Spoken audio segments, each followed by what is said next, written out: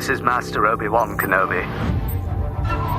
I regret to report that both our Jedi Order and the Republic have fallen. Our future is uncertain. But in time, a new hope will emerge. Coffee with Kenobi presents Rebels Reactions with Dan Z and Corey Club. All troopers, focus your fire on the Jedi. Come with us. Learn what it truly means to be a Jedi. I'm in space.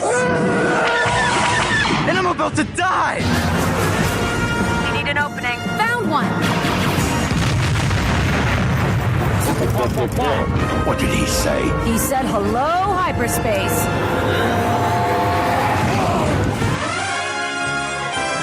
Oh, and guess what? This is the podcast you're looking for.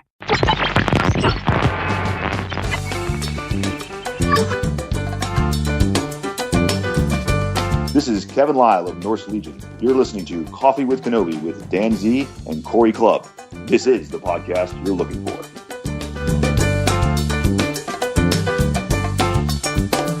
Welcome to Rebels Reactions, where Coffee with Kenobi examines Star Wars Rebels through a critical lens. On today's show, we will be discussing Fire Across the Galaxy, the 13th and final episode in Season 1.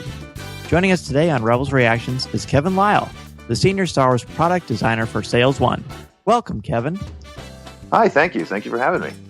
Well, thank you for being a part of the show. We are excited and thrilled to talk about the finale of the first season of Rebels, which what a finale it was. What an incredible first season of Star Wars Rebels. I think they've carried the torch in a beautiful way.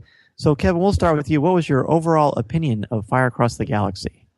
I thought it was a great episode. I thought it was the whole arc, the 3 episodes were great, and I thought this one was fantastic. It had, they got Kanan back and had some great finality, and of course the 2 ending surprises were pretty cool. I think we all knew about Darth Vader, but seeing Ahsoka was pretty awesome. Actually, as a matter of fact, I ended up screaming, an obscenity really loud when it happened, and my girlfriend texted me from upstairs. She's like, "You're going to wake up the baby," Just, I got a little too excited for seeing Ashley up there again.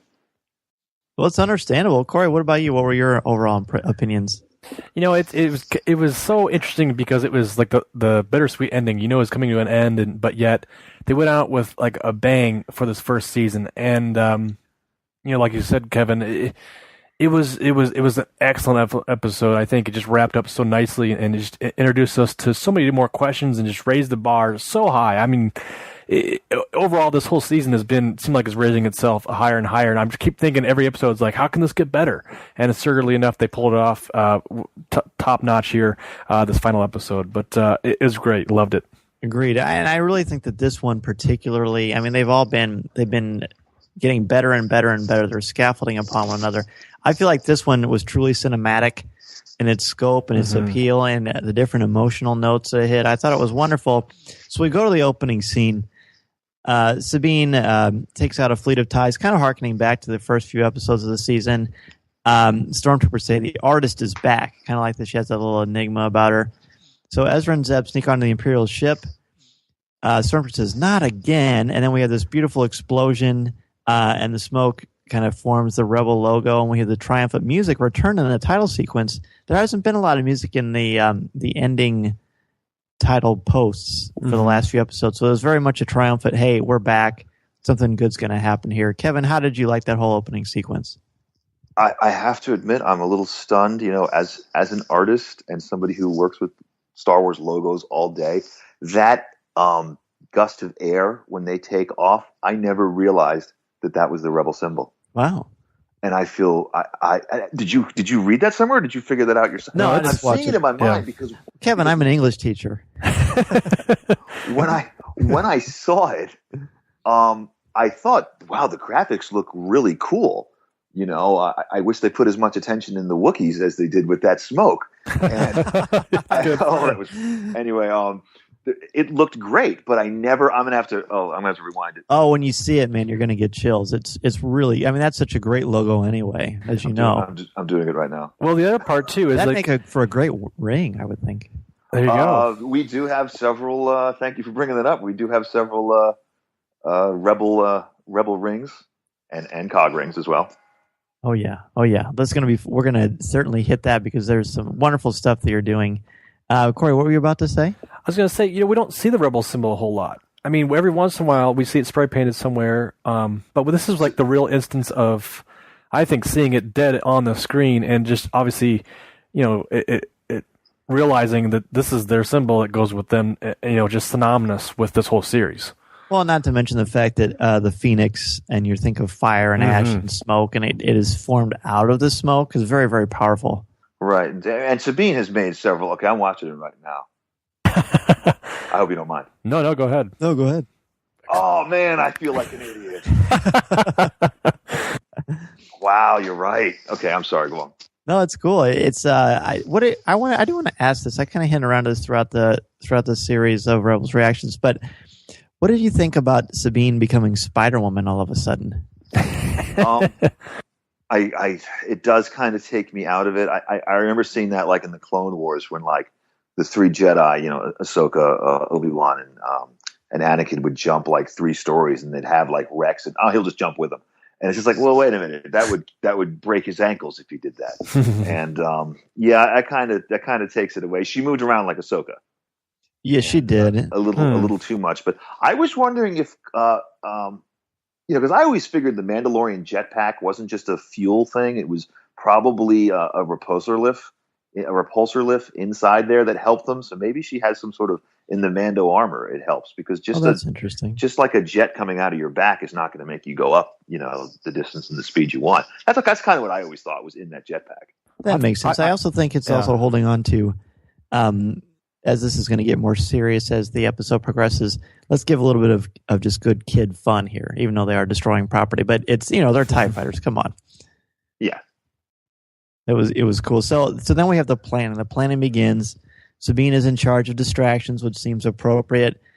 Zeb wants to kind of hide from Hera because they need a TIE fighter. They think they're all destroyed. But the TIE from the second episode, Fight or Flight, which ironically was one of my least favorite episodes of the season, comes back with a vengeance. I love what Hera says here. She says, I should be angry. I should yell at you for disobeying a direct order. But right now, I am grateful. Corey, how did you like that? It's interesting she put it that way because it seems like this 3-story arc here. She seems to be kind of seeing these guys, this crew, or at least the latter half of the crew, in a new light. And she kind of seems like, and every other time I would be just, yelling at you guys or you'd be getting in trouble about all of the mayhem you're causing. But yet in this instance, I can kind of, I can rely on you guys to come through, and this is another instance you're just, showing me how much you guys are working together as a team. So I think it was more like we've talked about the last 3 episodes, they're kind of coming their own. They're kind of bursting out of their own characters and delivering on, growing up a little bit. Yeah, Kevin, what about you? How did you like Hera's reaction to this? I like her. I think she's probably my favorite character, and with every episode, I like her more and more, and I'm seeing a lot of people in general like her a lot. She's become very popular over these first 13 episodes, whereas like Zeb and Chopper were the most popular, I think, at the beginning. But I'm hearing a lot of good things about her, and I personally think she's a great character. So I like the fact that Kanan's gone and she immediately steps in as well. She's already the de facto leader because the ship is hers, right? But because he wasn't around, she didn't just sit around and wallow in pity. She's just like, I'm taking charge, and I like her for that. Yeah, well said. She's a strong character, someone that people admire and look up to. I like the idea that she represents as a leader.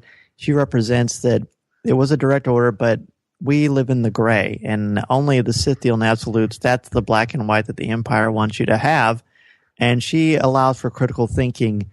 I also think it's a very popular, prevalent theme especially in children's literature, where the parents are kind of not idiots, but they're the ones who make a lot of mistakes and have these silly rules. And then the kids, I think particularly of the Harry Potter series, the kids are always disobeying the rules and the guidelines, and it always ends up working out in the favor of everyone that's in the story. So this is just another example of sometimes kids do know best, which I think is an important thing for kids to kind of glean onto when they look at something like this. Wow, that's pretty deep. Oh, I like your answer better. Yeah, what you said is my answer. So then we cut to the Imperial presence on Mustafar, which is a gorgeous shot. And I'm talking to two very talented artists right now. So before we get to what's happening, how do you guys like how this show has progressed this season, looking at the visuals of this incredible series? I thought it looked great. Right when you see it, it looked like a scene from Revenge of the Sith. Yes. Right off minus the giant Star Destroyers. But the planet itself looked great. And I think the way that the Star Destroyers were lined up, you can see they meant business. And Tarkin's Star Destroyer was in the middle of them. So they were very well protected, and this was a serious force with a lava planet behind them to protect them. And it kind of lets you know just how much trouble the rebels are in if this goes wrong. And the lava is just such a perfect manifestation of evil and anger. And Corey, what about you? Are you noticed like an improve? I mean, with Clone Wars, when you look at season 1 compared to season 6, you can tell drastically how much the animation has improved. It's a much smaller sample size. It's just one season. They've pretty much been on top of their game from the get-go. But what are you noticing about the improvements in the art direction?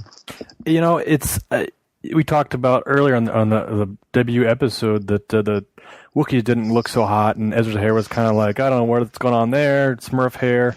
But overall, this has just been Smurfs are hairless. Well, the color Smurf.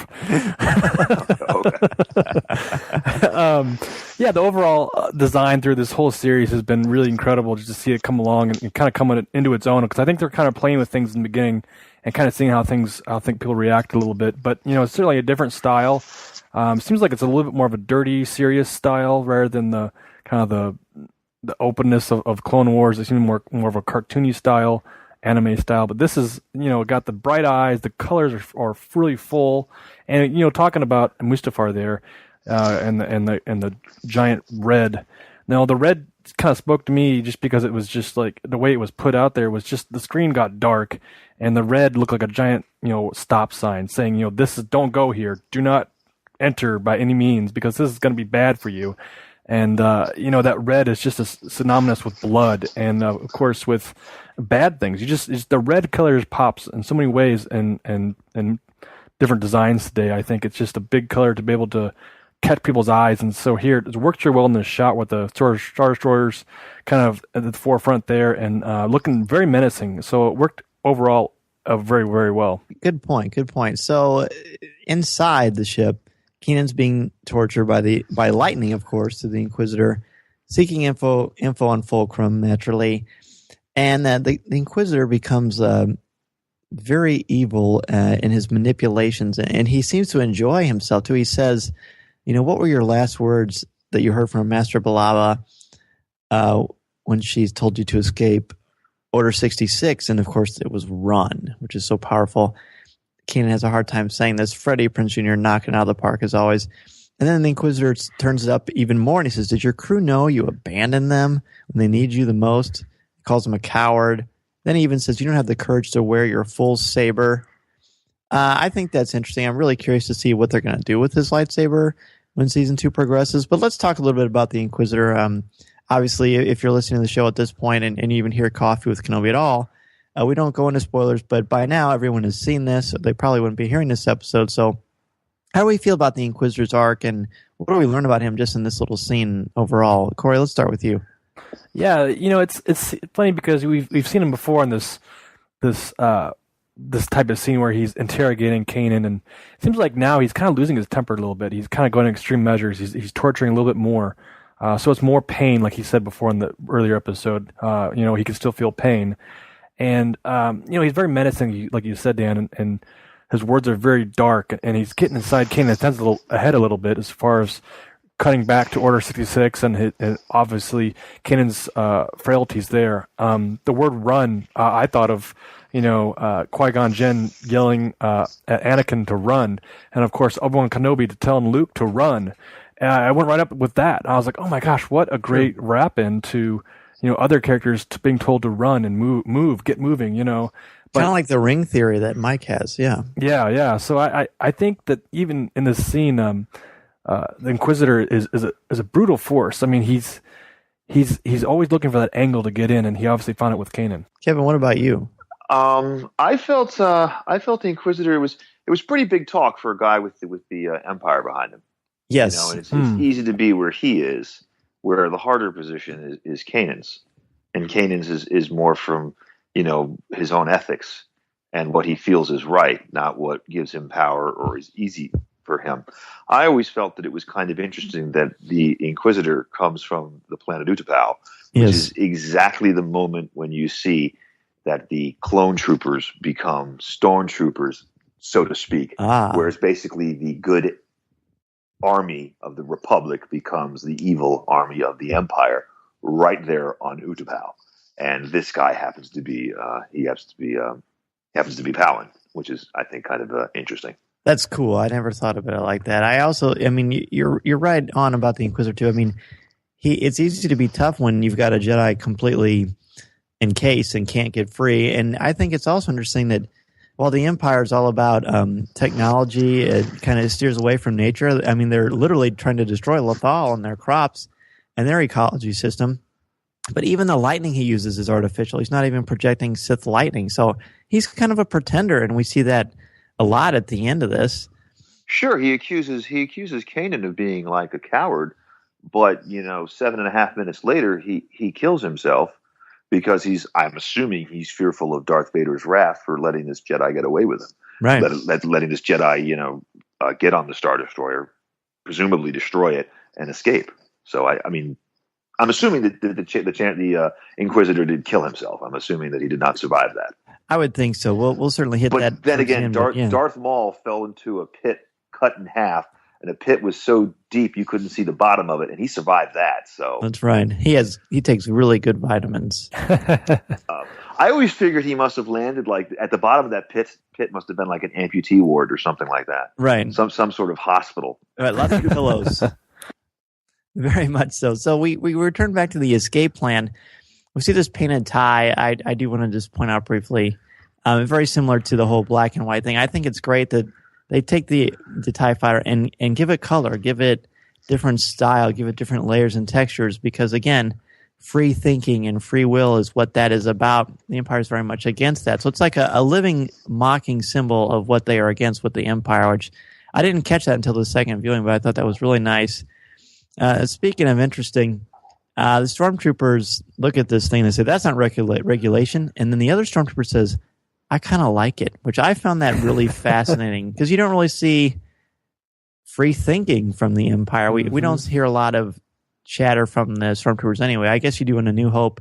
It must be some kind of a drill when Obi-Wan's trying to deactivate the tractor beam, but it's kind of fun. Yeah. Can I interrupt one Please second? do. Yeah. That moment in A New Hope when they says maybe it's another drill. When I was a kid, I always thought it was maybe it's another girl, because there was this big commotion. They caught Princess Leia, and maybe they caught another one. That's what I always when I was probably 20 before I realized I could see that he was saying maybe it's another drill. I always thought it was maybe it's another girl.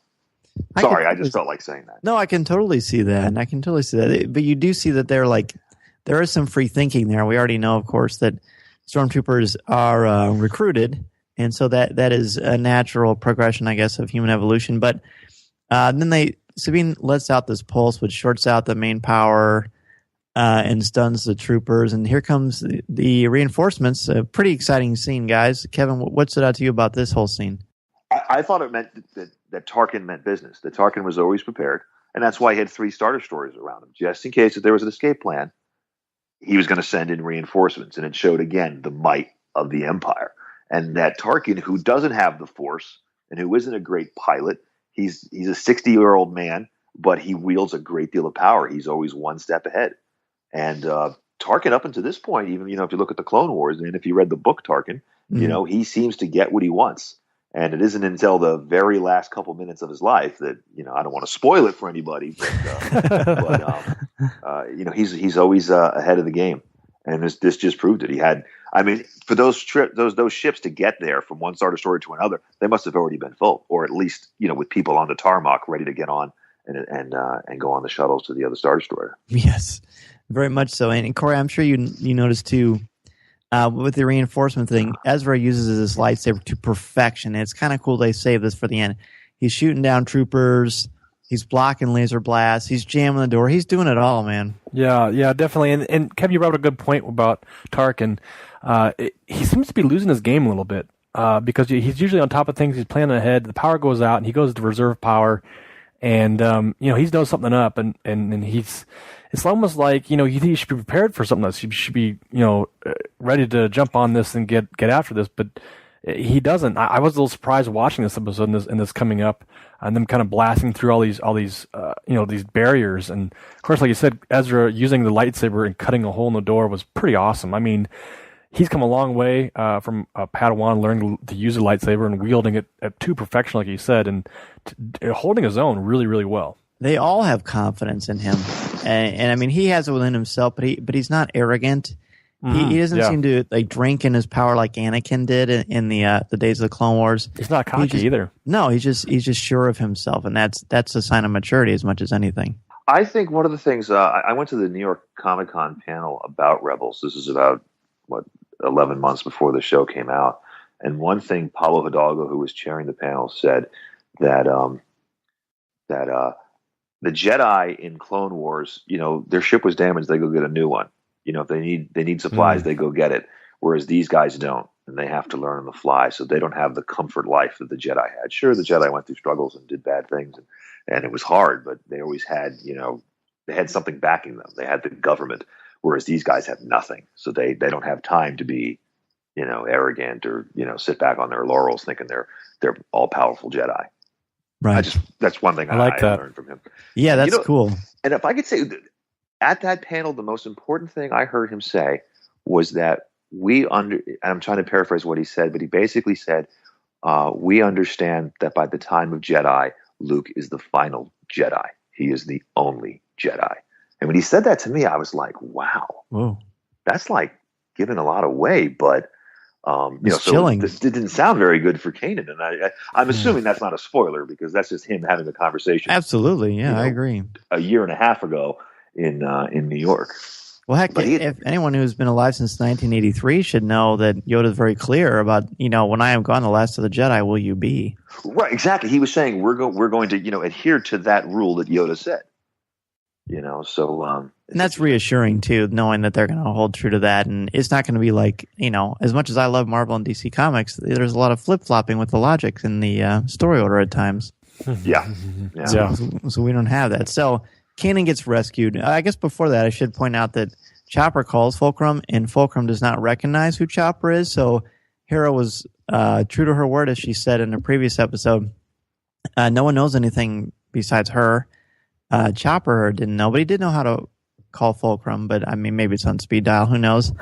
So Kanan gets rescued, and I love this little exchange. He says, "You shouldn't have come here, but I'm glad you did." And Ezra says, "You would have done the same for me. In fact, you already have." So Kanan, in a very strong symbolic moment, Kanan has to lean on Ezra as they are leaving him because he's hurt, but it also shows that he trusts his Padawan to help him to be brave in his own right. I think this is a beautiful scene. Yeah, it's come a long way for both these guys through this series to trust one another. The earlier episodes that Ezra had a lot of trust issues, and Kanan seemed to support those and bring him up a little bit. I remember this in the first episode where they, he was at his little hideout. Ezra was, and Kanan said, "You have to trust me, and come with us."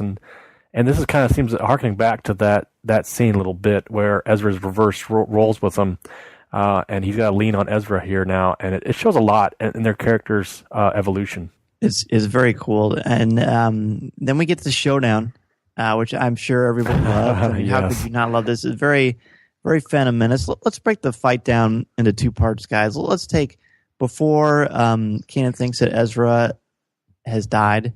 And let's take after. Let's look at it before first. What stands out to you, Kevin, about this? Because there's some beautiful animation and incredibly powerful moments here, and there's real peril too. One of the first things I notice is that he is using Ezra as a crutch, and he is. I almost said Anakin, thinking of Padawan, but anyway, he uses Ezra as a crutch, and as soon as the fight engages, much like Yoda in Attack of the Clones. He's full of the Force, and whatever was ailing him before is gone. And I thought it was a brilliant fight in the beginning and all the way through. But you want to talk about the beginning part? Yeah, we can just do the whole thing either way. I like Kanan has to borrow Ezra's blade, and he starts like, how can you not love this fighting style? And the fact that he was using it as a gun. But I was wondering if after Ezra fell, and after he might have thought Ezra was dead, did he touch some part of the dark side? Because from that moment on, the fight was his. He was controlling the fight. And the Inquisitor was in big trouble up until the point when he supposedly died. I was wondering if he touched a little bit of the dark side. Yeah, I've got a little bit of a theory on that. I'm interested to see. I was excited to see what you both thought about that. Corey, do you agree, or how do you look at it? I look at it like Return of the Jedi with Luke and Vader goading him with Leia, and Luke coming out of the shadows and just wailing on him.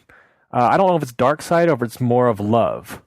Love was very powerful, I think. So in this instance, Ezra believing he is dead, there's a real love connection between these two characters. I think that was more of a powerful moment for Kanan here rather than the dark side. When you say love connection, you don't mean like Chuck Woolery, do you? No. Maybe like 10 people in our audience will know what that joke is. Well, I think there is, of course, a fine line between love and hate, isn't there, guys? I mean, I was really focusing on that because Kevin, like you, I was worrying, oh gosh, is this a dark side moment? Is this really what is going to happen? But when Kanan thinks Ezra's gone, he literally pauses. You can literally see him close his eyes, kind of do a Qui-Gon, because this is, again, very episode 1. And he looks angry, but then he says, that was a mistake. And then the Inquisitor says, why? Because you have no one to die for you? And he says, no, because I have nothing left to fear. Then he reclaims the blade. I mean, the symbolism of him using Ezra's saber and Kanan using, when they both have the other person's saber, which I think is pretty cool in itself. But then he's got 2 blades, and the fight takes on new meaning, new intensity. I'm not sure if there's a little bit of dark side there. I do think it's fair to say that he is not afraid of losing anyone, so he's not doubting himself. And I think we see a better fighter in him. I mean, I think it stands to believe that he suffers from PTSD from being the sole survivor of Order 66, pretty much, as far as we know.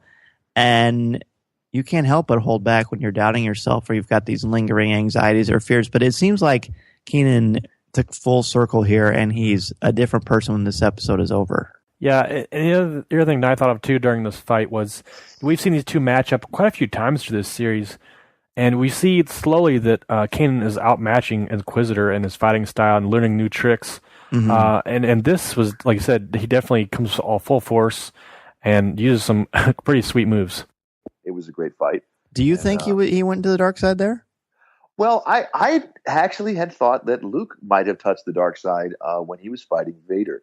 The Jedi attacked him, and Return of the Jedi. Mm-hmm. Oh, I agree. He attacked him. He chopped his hand off, and he stopped himself from killing him because he pulled back from the dark side. And the Emperor had been saying, "You're going to join the dark side." Luke says no. And then he says, "You're going to join the dark side." Luke says no. And they go back and forth with this for like 5 minutes. The last 20 minutes of the movie, they're doing this. And then finally this happened, and Luke said no. Then the Emperor tried to kill him. So I think because the Emperor saw he got so close to the dark side and said, "You know what? I want nothing of it. I'm a Jedi like my father before me." And so that's what I always thought Luke was at least on the border of the dark side. Agreed. No, I like that. I like that point. That's good. Because why didn't the Emperor just keep doing it? Just keep doing it. Guy's got all day. He's not worried about the Death Star exploding. Which, of course, it did, but, An irony, yeah. His overconfidence is his weakness. I've heard that before. What would have happened if the Emperor survived that? Let's say the Emperor didn't get killed by Vader. Would they have come in and rescued the Emperor to get him out of there if the thing was going to blow up? Yeah, I would think not. I don't know.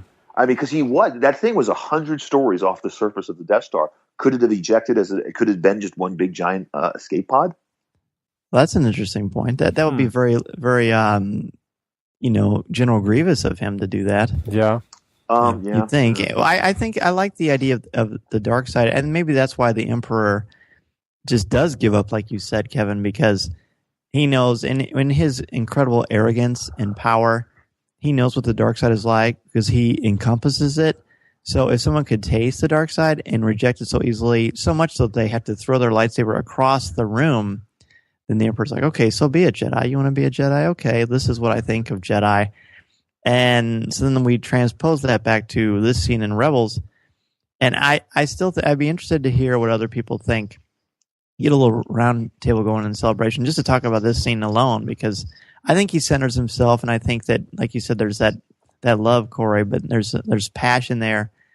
He's able to compose himself, and I think we really see that at the end. The Inquisitor gets beaten. This is just a really great scene. He sticks the lightsabers in and just boom, rips them apart. You were right. I was a coward, but now I know there's something stronger than fear. Far stronger, the Force. Let me show you how strong it is. And I remember Dave Filoni in an interview saying that the Inquisitor has this really cool dual lightsaber that spins around, but it's not because of any other reason. Then he's not as good as a Sith Lord, so he has to kind of cheat. Mm-hmm. And Kanan really makes it look easy. You can't help but even think, gosh, why didn't they do this before? Well, he wasn't ready. He was a coward by his own admittance, but he conquers his fear, and because the Inquisitor is fear incarnate, he can't do any damage anymore. Yeah, this scene was pretty sweet where he took apart the lightsaber. It reminded me of the Darth Maul fight where Obi-Wan cuts it in half, and very synonymous with that battle. But yet it ended a different way. So it's I don't know. It's interesting that I like your point where he said he has to cheat a little bit and obviously isn't connected as much to the dark side as maybe others. But yeah, it's interesting.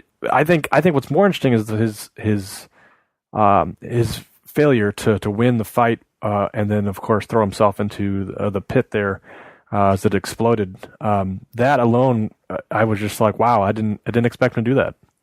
Well, I think maybe the key to all of this, guys, and feel free to disagree, when Ezra looks up, he finally regains consciousness. Did any of you think for a split second that Ezra was dead, by the way? No. No. No, me either. But, I mean, it still gives you that little doubt, which is fun.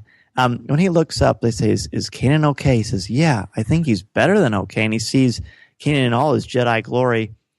And so you have to ask yourself this. If people are worried that Ezra danced with the dark side when he pulls out that fear knock in the middle of the season, does he think he's okay because, oh, good, he's kind of doing a little bit of dark side dance like me? Or is it because he sees, no, Kanan is fully who he is supposed to be. He's a true Jedi. I'm going to say it's the second. It's not the first. I'm just trying to be devil's advocate. But what do you guys think? No, I agree with that. I think that he's fully Jedi. He's come a long way, and he's been kind of the wandering Jedi, and he never was a Jedi Knight or Jedi Master, and he went from kind of the Jedi Wanderer to the Jedi Master in this whole season.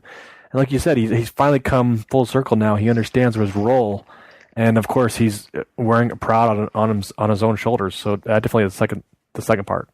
I would say that remember before Ezra saw Kanan or heard Kanan, he felt Kanan in the Force. Yeah. Remember when he was on top of that? Yeah. He's like, what is that? And he turned around and went the direction of whatever he felt, and there he saw Kanan. And I think that when he said that about him being better than okay, he actually saw him fighting the Inquisitor, but he could also feel the Force coming from him. That he was emanating it like a very bright light, much brighter than he normally is. And I think Ezra could feel it. He could feel the Force, the good side or whatever that was emanating from Kanan.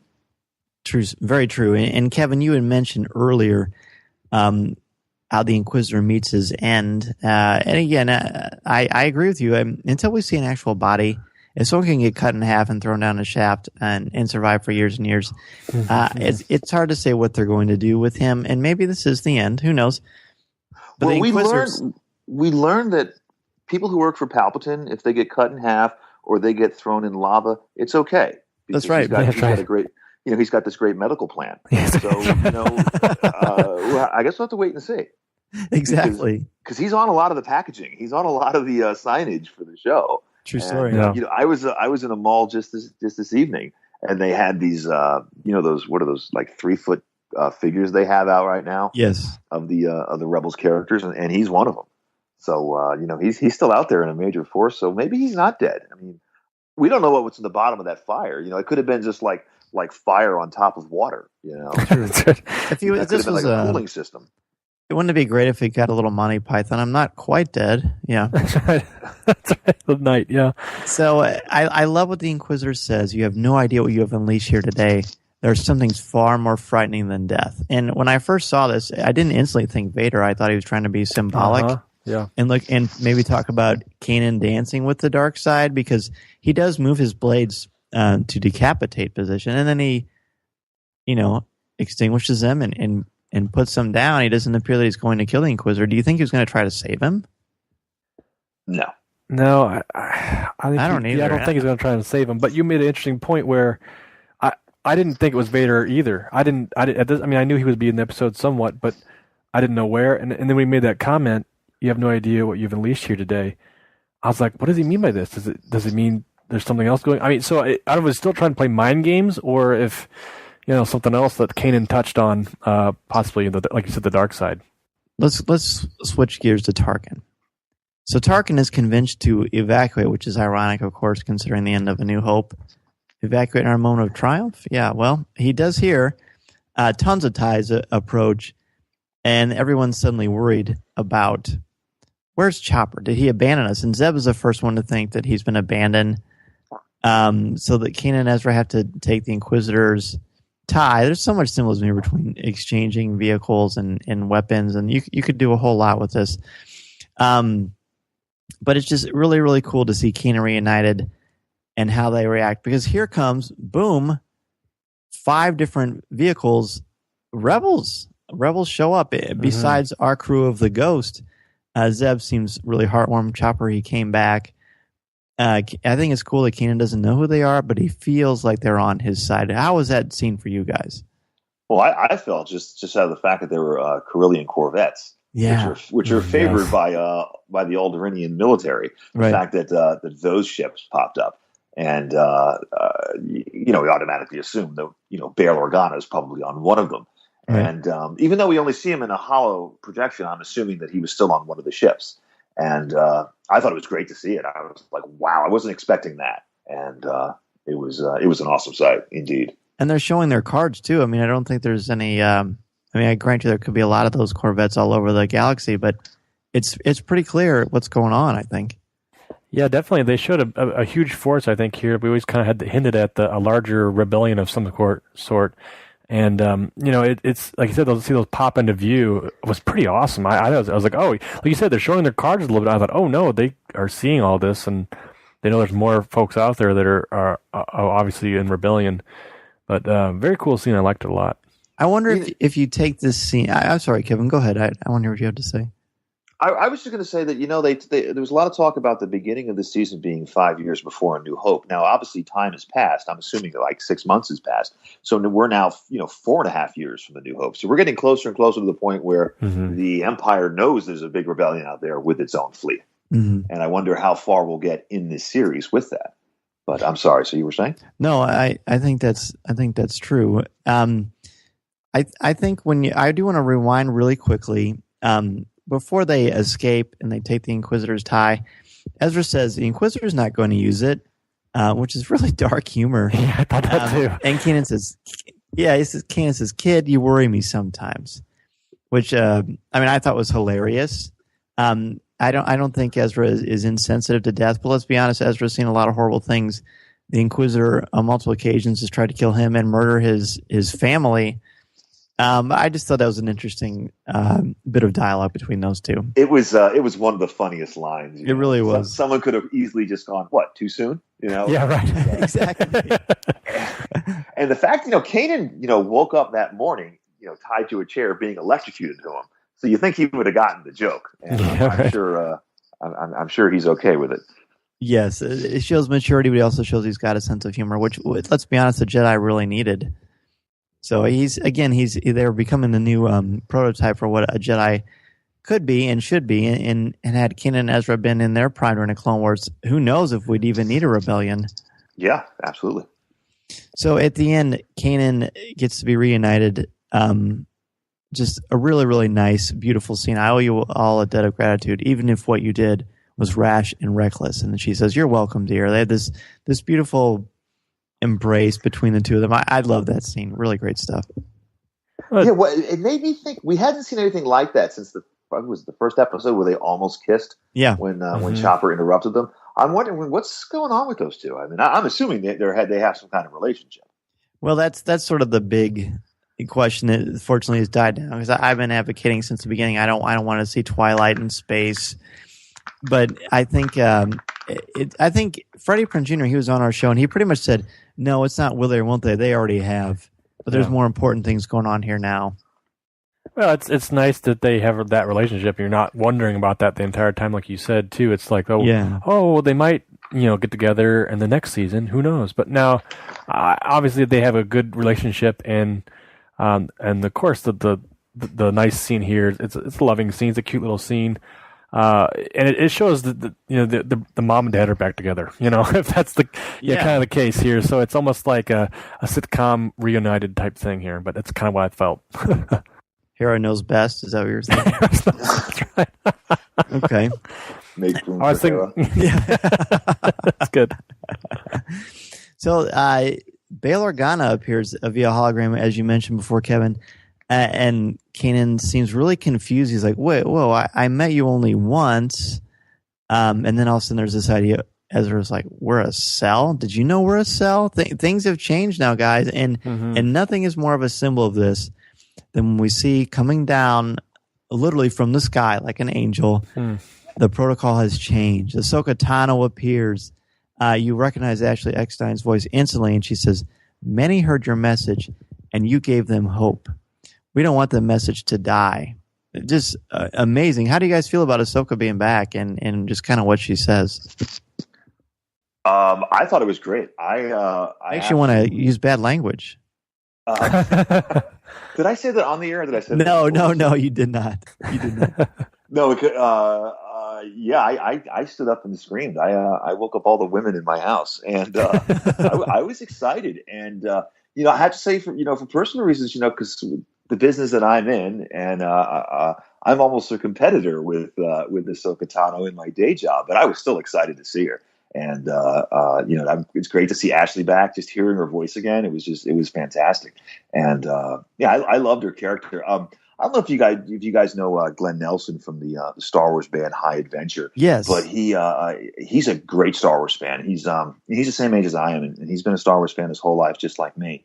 And his favorite character is Ahsoka Tano, and that's saying a lot. When you have Han Solo and Boba Fett and all these characters we've known for 30 years, for this newer character to be so ingrained on him that's his favorite character. And I love her too. I think she's by far my favorite character in the Clone Wars. Agreed. And I think it was just great to see her. I can't say that enough.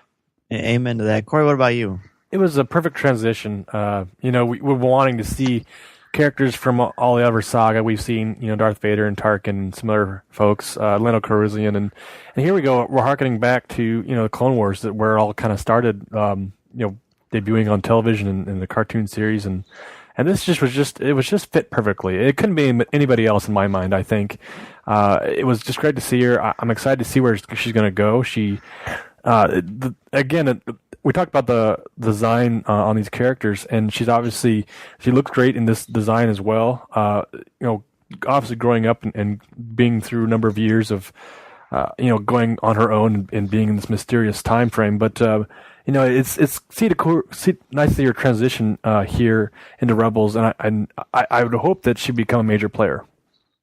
I'm not sure what they're going to do there. I think again, the passing of the torch, but not really passing the torch. It's more like we're uniting everything together, and knowing that Ahsoka could have something to do with what we see in A New Hope is really wonderful, and something I think we've always dreamed about happening. She literally says, "One chapter is closed. This is a new chapter." A new beginning. So, things are different now, so much more different, and it's awesome. It's really, really awesome. And speaking of awesome, there's this guy named Darth Vader, my favorite character in all of Star Wars.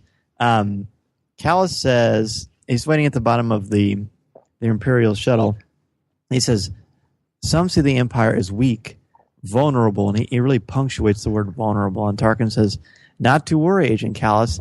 The Emperor has sent an alternative solution. And again, how great is Stephen Stanton? Then we see the close-up of Vader.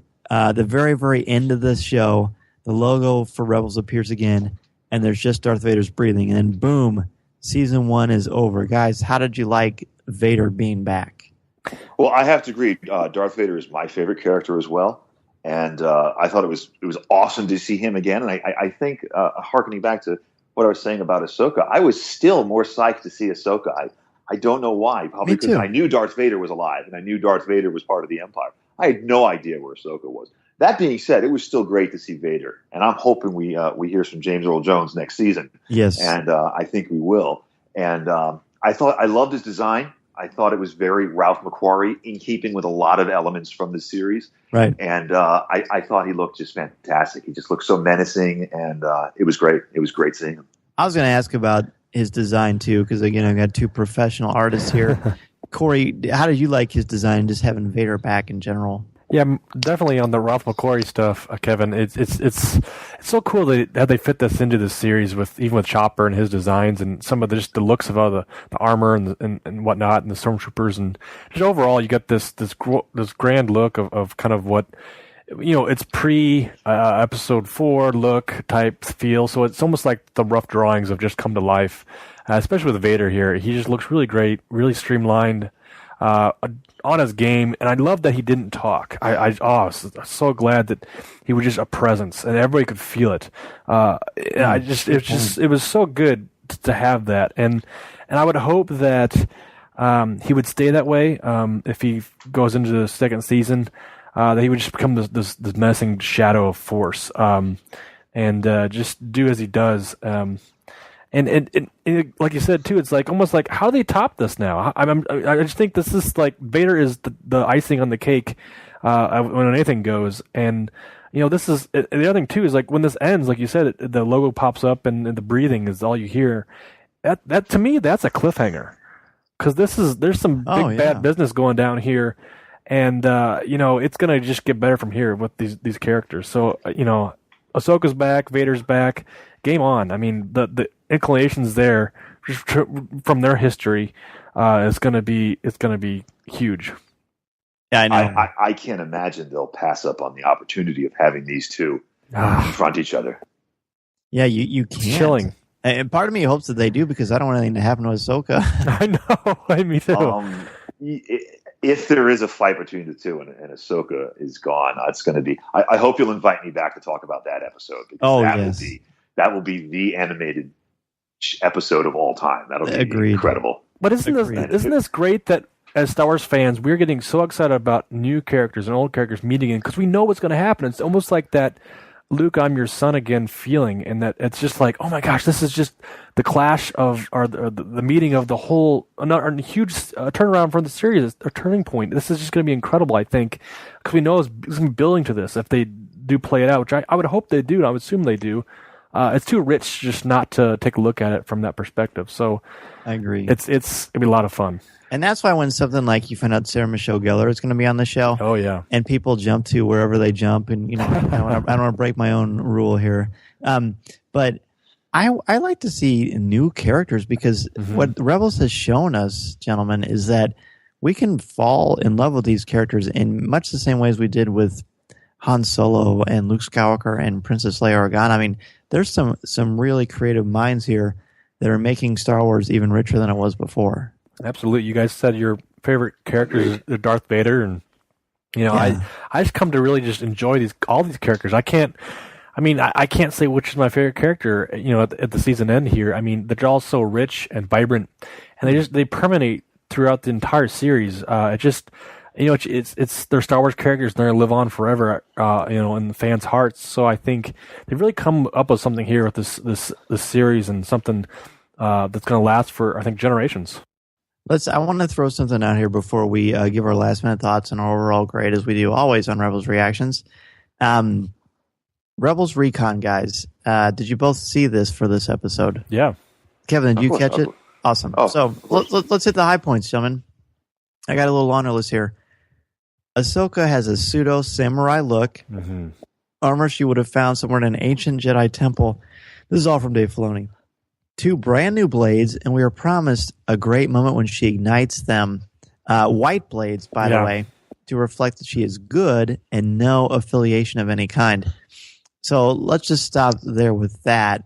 Thoughts, gentlemen? It's so cool because the samurai have this sleek look to them. History shows and just it's that way that was modern behind Vader's look as well, that samurai look, and we see a lot from the Macquarie artwork and stuff like that. But to apply that to a brand new character in Ahsoka, and just to know from her mystery of being gone for so long, it reminds me of like a Native American brave just breaking off from the pack and going his solo ways, and obviously returning back to the people he knows and the folks that he loves to become anew. We talked about this Phoenix Rising. This is definitely her theme here, rising from the ashes and becoming anew. I'm curious to know where she stands on certain things, and it's so interesting because she's a perfect vessel for this. I think she's perfect to be able to play this role and go on from here and give us something brand new to cheer on as far as brand new white lightsabers. Very cool. I had heard as well when he talked about the lightsabers being white, showing kind of a neutrality, but good. I was just wondering where she got the crystals from, because the crystal just determines, what color the lightsaber is going to be. I mean, she could have just as easily gotten her hands on 2 red crystals, So I would assume that it was more random than her trying to make a statement, a fashion statement of neutrality. But I see what Dave's doing. He's trying to show that she was abandoned. And I wonder if she's like sending Christmas cards to Tarkin, because had it not been for Tarkin to get her kicked out of the Jedi Order, she would have been there and she would have been killed. Right. She's alive today because of Tarkin. She's the only person in all of Star Wars who was saved by Tarkin. Tarkin, who has the highest body count of any character in all of Star Wars, including the novels. You bet. Yet he saved Ahsoka's life. That's right. Interesting. And Ahsoka saved his life. So back interesting juxtaposition there. It is, but she saved his life on the Citadel. That's right. A really cool. Well, and that's one of the more standout episodes. That was the first time Tarkin was on Clone Wars, I believe. Yes, that was the first one.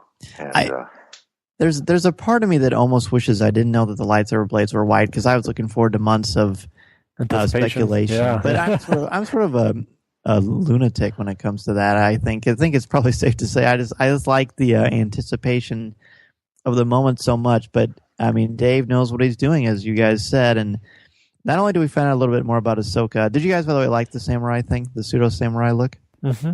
Sure, absolutely. I thought her design looked great. So when Tia Sakara is interviewed by Andy, she says, we're not just going to see new characters, but who's playing the new characters and who's playing the old characters. Like, they're just promising incredible stuff, more spotlighting, more fleshing out of people's backstory. And then we're going to meet Commander Sato and Phoenix Squadron, one of the other rebel cells. Again, the whole iconography of the Phoenix comes back to us. And I think this must be what Ahsoka's a part of. So it'll be fun to see how many cells we get to meet. I hope that we always stay with the crew of the Ghost. I think we probably will. But again, adding to this tapestry, more action figures to buy. That's right. I want to see General Dodonna. It's like I've been wanting to see that guy since 1977. I haven't seen him do anything new since I was 5. Me too. And unless you count Princess Leia #1. Excuse me? Unless you count the Marvel comic Princess Leia #1, he has a big part. Yeah. No, I meant either in the animated series or in the movies. I was hoping to see him in the prequels. Me too. Mm-hmm. And I thought he would have been great to be like the General Yularen, the guy who worked with Anakin. Yes. I'm sorry, Admiral Yularen. Why didn't they just make that General Dodonna? That would have been awesome. I think it would have been cool. I would love to see more of that character. He's he could have defected over to the rebellion, and yeah. Yeah, he's one of the. I wish I had his. I'm a big Star Wars autograph guy, I guess, and I don't have his autograph. I wish I had his. Oh, that's cool. And the A-Wings are back too, which I'm sure makes Matt Martin really happy. Do you guys? How do you guys feel about A-Wings? They're cool. I like them. I'm sort of on them. Is that blasphemous? Am I allowed to say that? Sure, you can say that. No, I always thought they just looked at the front of a Y-wing. Yeah. Yeah. I guess that's agree. True. I guess I'm just an X-Wing Millennium Falcon sort of fellow. Yeah. So anyway, we're dangerously coming close to rambling, and I'm putting the spotlight directly on myself when I say that. So, guys, last minute thoughts or reflections on Fire Across the Galaxy. I thought it was a great episode. I thought it was a great ending to the first season, and it did not let me down. The 2 episodes before it were great. And sometimes you see 2 great episodes, and then the third one is not so good. That was not the case in this one. This was a great episode. Yeah, it really encompassed the entire series. They even harkened back to old episodes and the saga itself, and even Clone Wars, and it just seemed like a really nice ending to this season, and it's going to be a lasting memory, I think. In moving forward, it's going to be something that turning the tide of the entire series here, and it was such a good series overall. Because I look back at that, because I always look back at the other episodes and kind of look at the most recent one, and this definitely was just the heightened the top episode for me. So very good. I loved it very much. I agree, and I think one of the things that I've noticed over the years when you're consuming literature or books or animation or whatever you are, when you know there's a big finale, there's always a risk that you're just going to see things you've already seen, or you're just sort of burned out on the epic battles and this and that. This had none of that. It completely delivered in more ways than I even imagined. It was like the excellent exclamation point to the end of this season, and it just makes you more and more excited for what's going to happen. And Freddie said on Rebels Recon, look, season 2 starts exactly where you hope it will start, and it's awesome. So nothing but exciting things to come from Rebels. So I think we're going to know what we're all going to give for our overall grade for the episode. I've never given my overall grade first, I don't think, but I'm just going to say, look, it's an A+. Are you kidding? I mean, what more could you need from an episode of Rebels? A+ all the way for me. What about you, Kevin? Yeah, I think an A+ is good. I think it's about as great of an episode as you can get. It was fantastic. A+. Yeah, I as well agree. A+. It's the highest grade you can give, and it definitely hit it right on. So A+ is all the way. Very good, very very good. Well, speaking of very good, Kevin, we couldn't have you on for your first cup of coffee with Kenobi without asking you our 5 questions that we ask each guest of Coffee with Kenobi. Very similar to Inside the Actor Studio with James Lipton. And Corey, why don't you want to go ahead and ask him the first one? Sure. Kevin, your favorite Star Wars movie? Oh, A New Hope. Definitely A New Hope. That was and not just because it was the first one, which is important, and it's laid the groundwork for the others. But I'm a huge Tarkin fan. I love Tarkin. It's the only one he's in, and I'm also a huge fan of the Cantina. I think that was just I remember seeing it as a kid, and it had an impression on me. And there was a time for 3 years I had nothing but Star Wars, so I guess I'm just naturally ingrained in A New Hope. But I love all the other movies as well. But that would be my favorite. Well, our second question you've already answered, but I'll ask it anyway. Who is your favorite character? Well, Darth Vader. Absolutely, Darth Vader. I think his design, the first time I saw Star Wars way back in 1977, the first thing I did, I went home, I started drawing Darth Vader. That's and cool. I was drawing the new villain for the new movie yesterday morning at work. So it's gone from just doodling in my house to doing it professionally. So I'm pretty. But yeah, I'm sorry. I ramble sometimes, don't I? No, wait. Your rambling is gold. We're very happy that you're on the show. So, your favorite line of dialogue or film moment? I would have to say it comes from Revenge of the Sith when Anakin asks, when they're talking about the dark side at the Opera House between Palpatine and Anakin. Oh, nice. And Anakin asks Palpatine, he's like, "Is there a way to learn this power?" And Ian McDiarmid just nailed it. He turned to him and he just goes, "Not from a Jedi."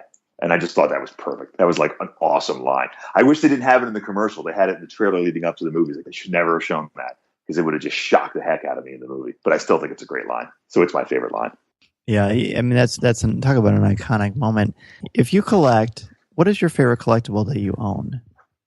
Well, I'm an artist and I do a lot of painting. I have a painting of that I did of so I'm being kind of self-serving right here, but I have a painting I did of the closing scene of A New Hope, where they're getting the medals. That last shot you see in the movie, I painted it. It took me like a year and a half to do it, and I have it signed by all the actors except Harrison Ford, and I have it signed also by George Lucas. Wow! So that's probably my. I'll send you guys a picture of it. Please do. That's probably my favorite piece that I have. But I mean, I do have a blue snaggletooth. Wow. As far as collectibles, so. That's pretty legit. Yeah, I traded that for some art prints that I had. I got a really good deal on it. I'm pretty excited about that one too. Well, that scene has a very special place in my heart anyway, because that's the music that played when Dean and I left the church. After they said, "You may now kiss the bride," that was the music that played, the throne room music. So, she's a keeper. She's a keeper, man. That's right. Amen to that. I am not allowed any of that stuff in my house. I have an office in my house that's full of Star Wars stuff, and there's a little tiny Grand Moff Tarkin statue on the mantle in the living room, and that's it. Nothing else in the house for Star Wars except my office. So you're lucky. You got a lot more. So that was 4 questions, wasn't it? Yeah. The final question here: okay. What particular messages or themes about the Star Wars saga resonate or speak to you? Well, I was an artist for like 10 years, doodling and doing stuff like that, and professionally. I mean, I've been a drawer my whole life, and I really wanted to start getting into Star Wars after I went to Celebration 4. Celebration 4 in 2007, and I worked at it, and I sent art to Steven Sansweet, and I sent art to Topps, and and then before I knew it, more and more each year, I was doing more and more Star Wars, and I was doing as much as I could. Now I do it professionally for the past 2.5 years. So I would say that the part in Star Wars that best describes what you just said would probably be Qui-Gon Jinn's statement, "Your focus determines your reality." And I think that's if I was going to get a tattoo with a saying, it would probably be that, because it's true. It's your focus determines your reality. As hard as you put into something, the most you're going to get out of it. That's very well. So that's actually something I think about quite a bit. That line, anything Qui-Gon says in episode 1 is pretty much gold anyway. So very well said, Kevin. Before we let you go, I can see your coffee's getting a little low. Tell us about the great work that you're doing with Norse Legion and all your awesome creative things that are happening because of your talents. Well, as some of your viewers may know, I'm a jewelry designer for we're a major licensor for Lucasfilm, and we do a lot of Star Wars stuff. And Norse Legion is my company that sells the product. We have a Facebook page. You can find us we're the only Norse Legion on Facebook I know, or on NorseLegion.com. We're going to be at Celebration, and I hope to see you guys at your panel. I think you said it was Thursday at 11:30. Yes, sir. Okay, yeah, we were talking a couple days ago, and I said that you guys have a great opening act with J.J. Abrams and Kathleen Kennedy. That's right. No pressure. So how far? Because I'm going to go to that panel, and I want to go to yours too. So how far is that? Do you know how? Because if it was Celebration 5 or 6, I would know what the distance, but I don't know this arena very well. Just as far as the Kessel Run, right? That's right. Well, it's in room 208 AB. That's what we know. And the main, we just talked to James Arnold Taylor, and he says the main area is going to be seats 5,000 people. So he said it's a little bit of a run, but not too bad. So hopefully everybody will have time to do both. But I appreciate you plugging us while you're plugging your stuff. Very kind. Well, the thing is that I'm 6'5". I'll probably be somewhere towards the front, I'm hoping. And I'll be very good. Probably one of my 501st leather jackets. So just follow me out the door. I'm going to go to your panel and see if I can check it out. We'll give you a giant flag, yeah. But we're also going to have, if I may give one more plug. Please do. We have an exclusive R2-D2 Celebration Anaheim pin. We only have 1,000 of them, and we'll be selling all of them there at our booth. And so if you come by Thursday, you're most probably guaranteed to get one if you can come by Thursday. And we'll have a whole line of Star Wars product as well. I saw that on your Facebook page. It looks pretty cool. Thank you. Yeah, we're giving away one a week. I know to people who share the image of the pin, and then we're randomly selecting people. We picked somebody yesterday. We're going to pick somebody next Monday as well. I saw. When I shared, I put. I'm not sure if I'm eligible, but I'm going to try anyway. Sure. Yeah, because you know what it is. I have Doug, who's my sales manager. He picks them because he doesn't know any of my Star Wars friends. I have hundreds of Star Wars friends, people I've known for years. So I don't want to exclude them, but also if I pick them, they're going to be like, "Hey, you're picking your buddy." No, I'm happy to buy one. They're gorgeous looking. They're really fun. When I first actually found your company and we started chatting, which is an awesome thing, it was through Jedi News, and so I clicked on it and I showed my wife, "Hey, look, they've got Star Wars Pandora stuff now," and she looked at it. She's like, "Hey, that's pretty cool." I think you've got some great looking stuff. I really like some of the rings. Can you tell us a little bit about the product and what goes into designing them? A lot, because I've been a Star Wars fan for forever, and And I just think a lot of like what I want. And because I think a lot like a Star Wars fan, and I've noticed it's been like you and I, again, we spoke on the phone a couple of days ago. We had never met, and there was a lot of things that we could talk about, a lot of things we understand. So I knew I just kind of opened up what I wanted to do and what I liked. And, and I just felt, you had to have a Darth Vader ring. You had to have a Stormtrooper ring. Those are such iconic, beautiful images. And I think they would work well for jewelry. And, when we have, the Millennium Falcon and stuff like that, just things that I like to wear. That's basically what it is. I wouldn't normally wear jewelry, but I would wear Star Wars jewelry because I love it so much. When we talked the other day, I really liked that ring. This is a long time ago. I think that, there are a lot of gorgeous pieces, but that one really stood out to me. And it's very different. We don't have anything else like it in the line, and it does stick out by itself. And it's a spinner ring. It spins on your finger. Oh, so that's cool. That, and it's that sentence goes around just perfectly to where it starts again. We have another one that says "May the Force be with you," but I think a long time ago really fits on that. And it's the it took me probably like half an hour just to get that blue right. Just selecting through PMS colors on a screen. Mm-hmm. And then once I saw that, then I went through, I saw the words written in a magazine because it looks different no matter how you look at it. Different screens, it'll look different, different movie houses, it'll look different, and it looks different in print. So I had to pick the right blue. Mm-hmm. So I took it seriously because I like that ring as well. And when a listener purchases a ring, are they sized or are they just kind of one size fits all? No. We have all sizes from 6 to 14, I believe. Again, you'd have to talk to my manager about that, but I know we have a huge range of sizes. That's cool. That's for Corey. These things are. I'm sure you've seen them there. Yeah, you really sent me the link, fantastic. and they're exquisite, really, and they got something for everybody. Cufflinks and all kinds of stuff. All our items are stainless steel or better. So, like, my favorite piece is the Stormtrooper piece, the Stormtrooper ring, which I wear every day. It's stainless steel, so you could put that in a river, and 3 years later, take it out of the river and brush it off. It'll be exactly the same. And I actually, when I interviewed for this job, and they were looking for a designer who understood Star Wars and understood design, that was the first thing I came up with. Like in my mind, as the interview was happening, I was like, a steel Stormtrooper ring would be awesome. And, when they sent us the first sample, the prototype, I was like, I'm taking that for myself because I made sure anytime my company orders rings, they're all size 11 because I'm a size 11. So I could just pick and choose. I guess I'm a little bit of a child that way. That's pretty cool. And speaking of your product and having you on Coffee with Kenobi, we're pretty excited. We have a new sponsor, and it's Norse Legion. Absolutely, yeah, and it's great to be aboard, man. I think you guys will be great for us, and I hope we'll be great for you.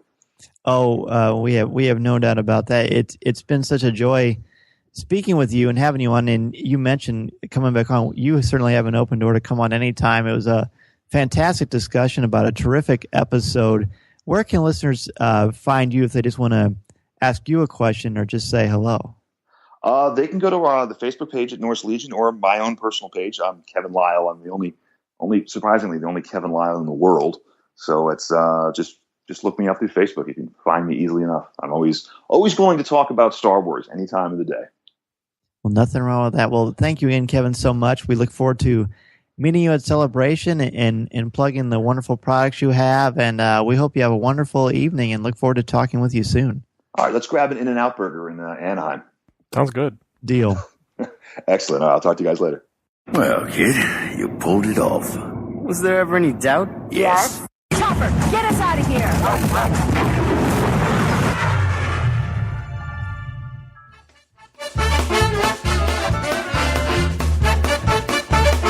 If you would like to respond to our question of the show, have a comment, or just want to say hello, send us an email or MP3 at feedback@coffeewithkenobi.com. Or if you have a specific question or comment for either of us individually, email us at danz@coffeewithkenobi.com or coryc@coffeewithkenobi.com. Or visit us at coffeewithkenobi.com and click on the Contact Us section or comment on one of the stories featured on the site. If you enjoy the show, please write a review in iTunes or Stitcher. You can also like the show on Facebook at facebook.com/coffeewithkenobi, as well as keep up to date at our Twitter feed at Coffee with Kenobi. You can also find us on Tumblr at coffeewithkenobi.tumblr.com. If you enjoy the jazz music, the album is Eye to Eye by Steve Torok. This is Spectre 1. I need a lift. This podcast is not endorsed by the Walt Disney Company or Lucasfilm Limited. It is intended for entertainment and informational purposes only. The official Star Wars website can be found at www.starwars.com. Star Wars, all names, sounds, and any other Star Wars-related items are registered trademarks and or copyrights of Disney and their respective trademark and copyright holders. All original content of this podcast is the intellectual property of Coffee with Kenobi unless otherwise indicated. This is the podcast you're looking for. There's no one here. Move along. Move along.